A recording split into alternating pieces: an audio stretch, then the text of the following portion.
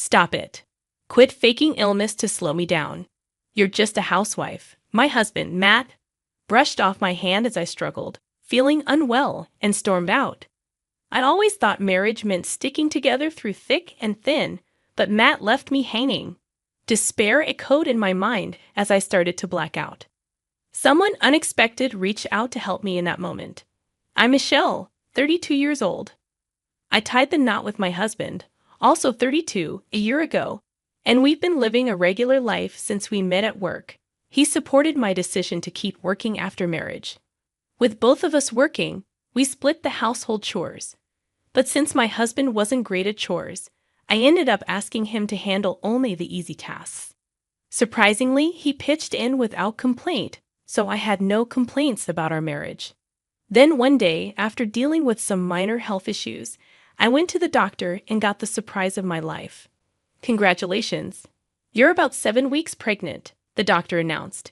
My husband and I shared our excitement. I'm going to be a dad. It's hard to wrap my head around it, but I'm sure it'll sink in gradually. We chatted, looking forward to the future. I believed a happy life awaited us, but reality turned out differently. Hey, what's for dinner? It's your turn, right? And the bathroom needs cleaning too, my husband reminded me. I'm sorry.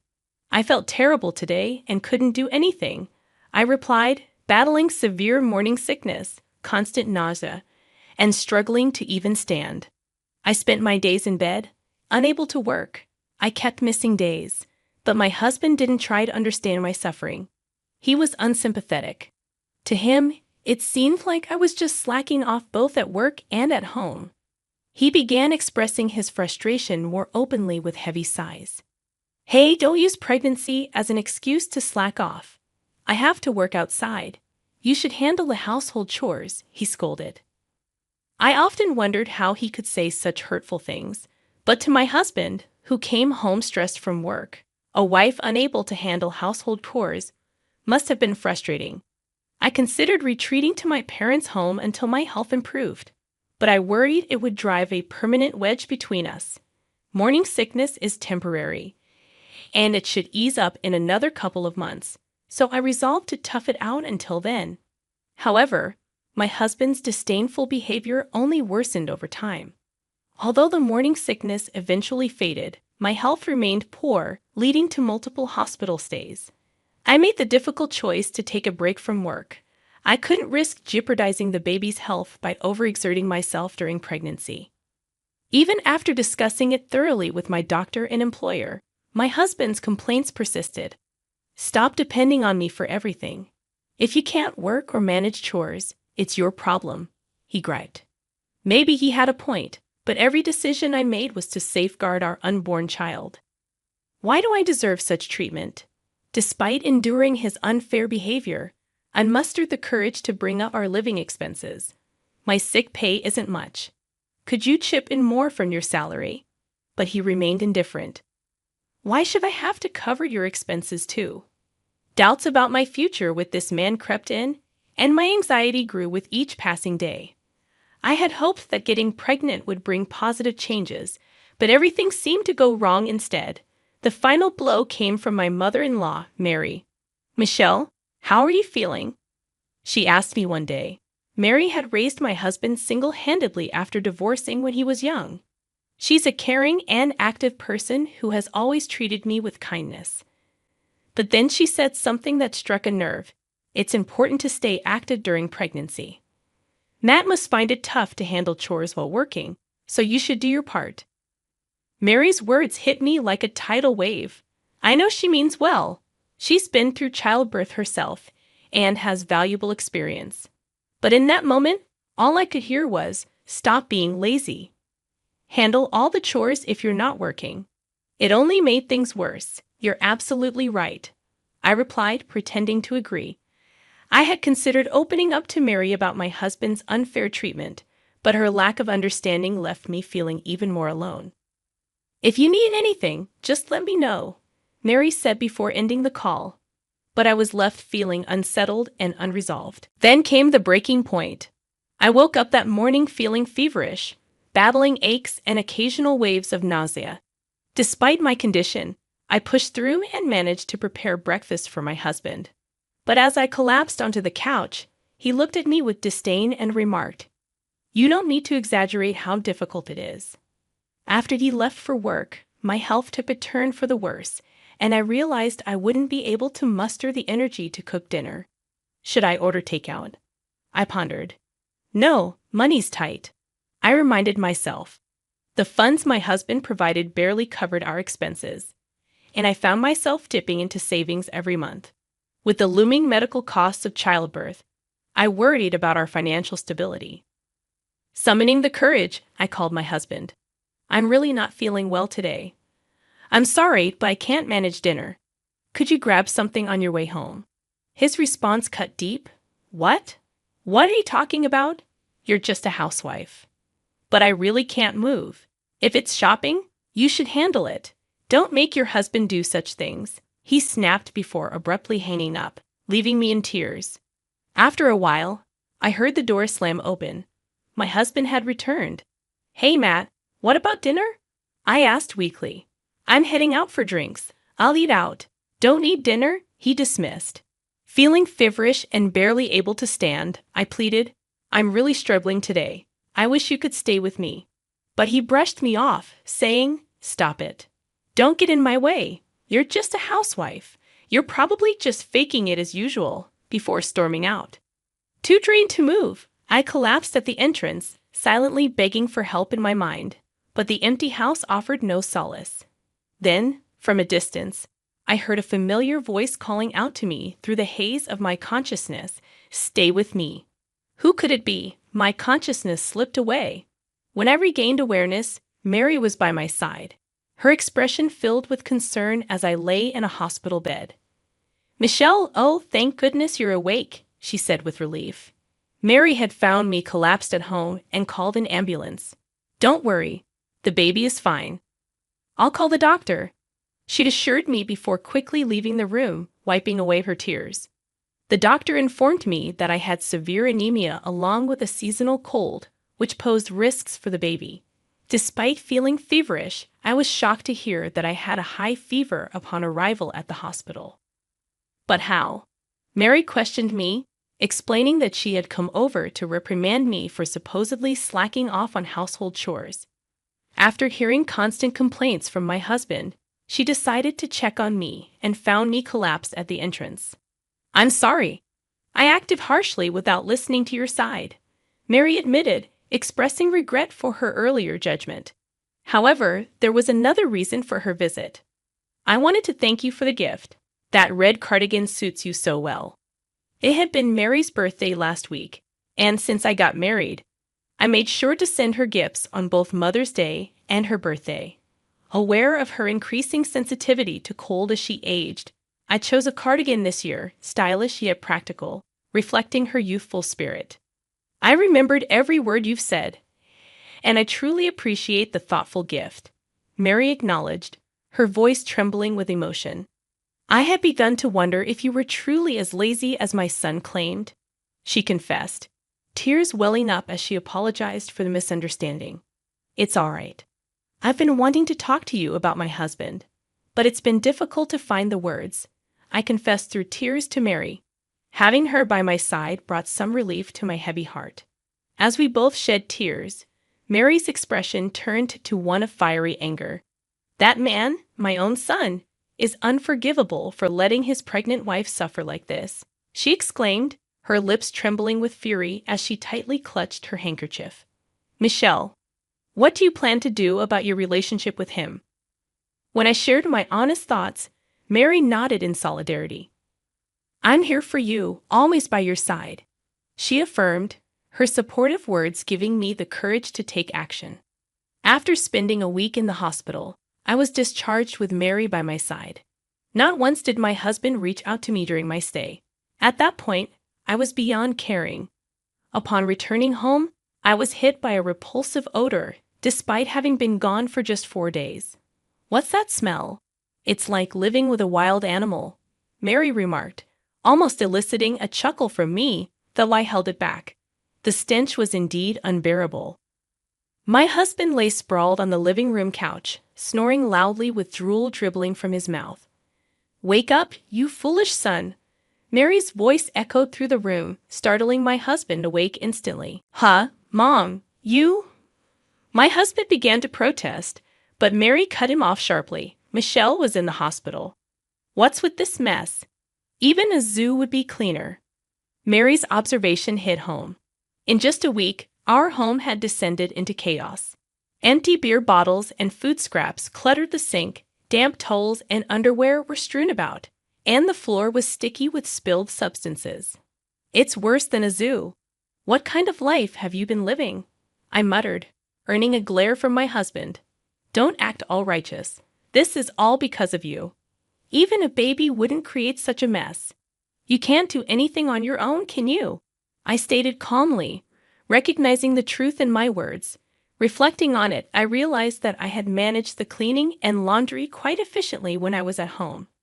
It had never resembled a zoo enclosure, and I had never imagined my husband would be so inept at managing life. "Why did you leave, Michelle, and go out?" Mary's imposing presence silenced my husband completely. I couldn't help but think that men always seem to cave in when faced with their mothers, regardless of their age. It's not like that. She was just being childish, telling me not to go out drinking. "Are you suggesting that Michelle, with her high fever and pale face, was faking it? Are you out of your mind?" Even Mary, usually composed, was now scolding him loudly. My husband remained silent, his glare directed at me. I could almost hear his inner voice accusing me of tattling. Then he muttered resentfully, "Don't get ahead of yourself. I've been supporting you all this time." In the past, his words might have intimidated me, but not anymore. "Fine then, I don't need your support anymore. I'm prepared for that. What I'm saying is, I don't need you anymore." What wife would want to stay with a grown man who couldn't take care of himself? I had reached my breaking point with my husband. His verbal abuse was intolerable, something that perhaps could have been resolved through discussion. However, he had crossed another line by leaving me with a high fever to go out for drinks. As his wife lay in the hospital, he transformed our home into a den of filth, failing miserably at the responsibilities of both a husband and a father. "And what were you really doing, suddenly going out for drinks?" I demanded, fixing him with a stern glare. My husband visibly flinched, a comical reaction considering the seriousness of the situation. "That's none of your business," he retorted defensively. "No, it is my business.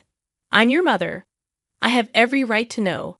Tell me the truth," Mary asserted firmly, causing my husband to tremble with panic.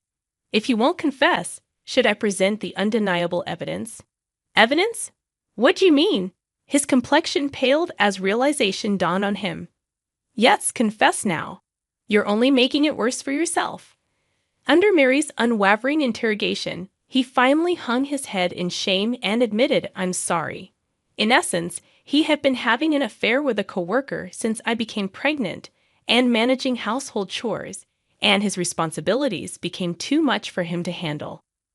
"What's her name? Which department? How often did you meet each week?" Mary and I bombarded my husband with questions, capturing the entire confrontation on my mobile phone. "All right, confession evidence collected. Thanks for speaking up so honestly," I said with a smile as I stopped the recording. My husband's expression hardened once more. "You tricked me." "Yes, who would have thought you were actually cheating?" "Thanks to you. We didn't have to hire a detective." "Much appreciated," I replied coolly.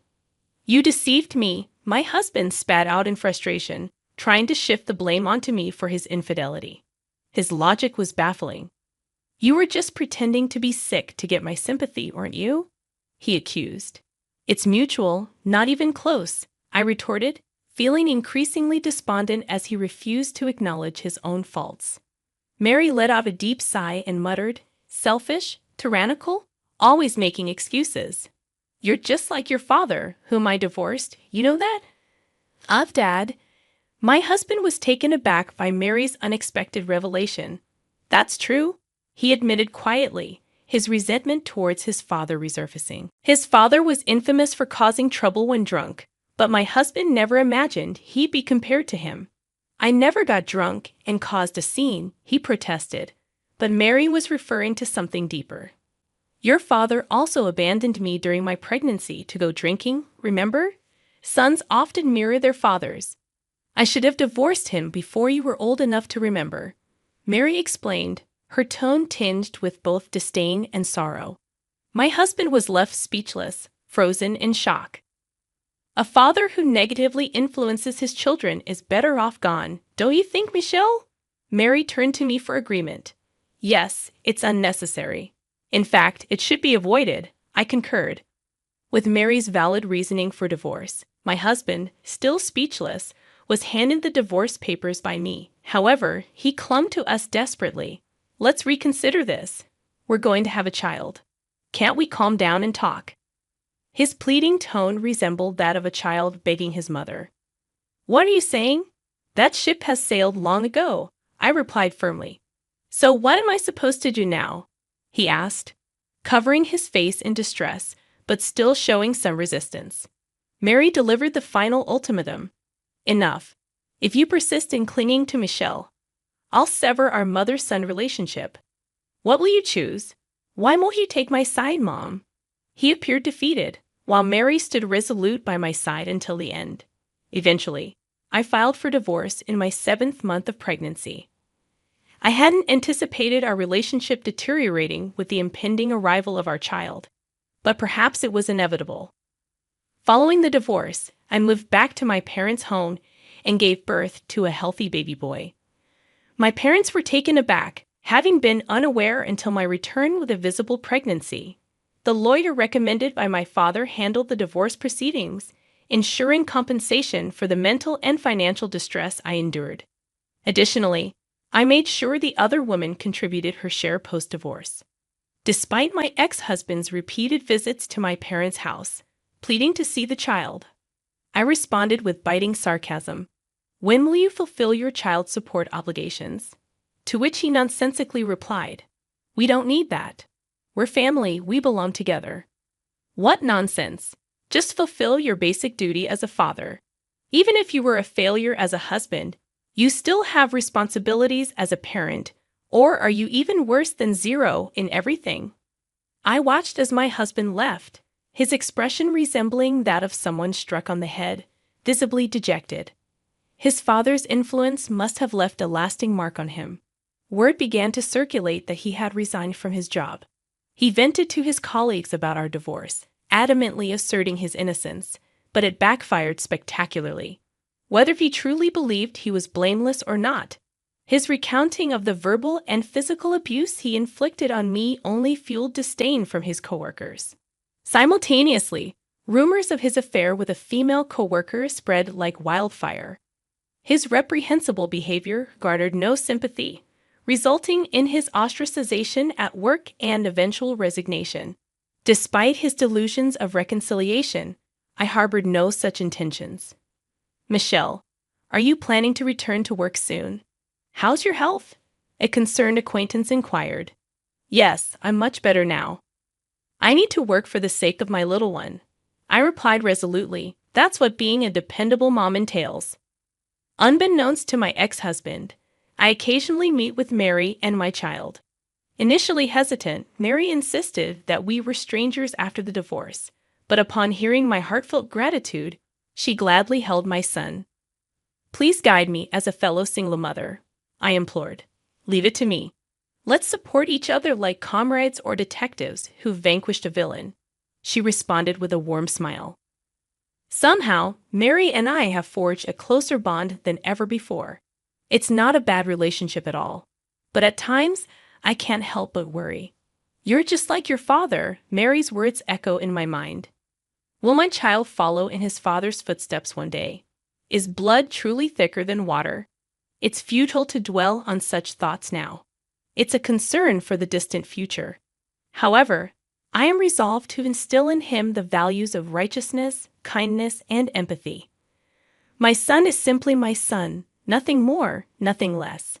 As a mother, my sole purpose is to dedicate my life to nurturing him. As the winter sun gently pierces the cold sky, it feels as though nature itself is cheering me on.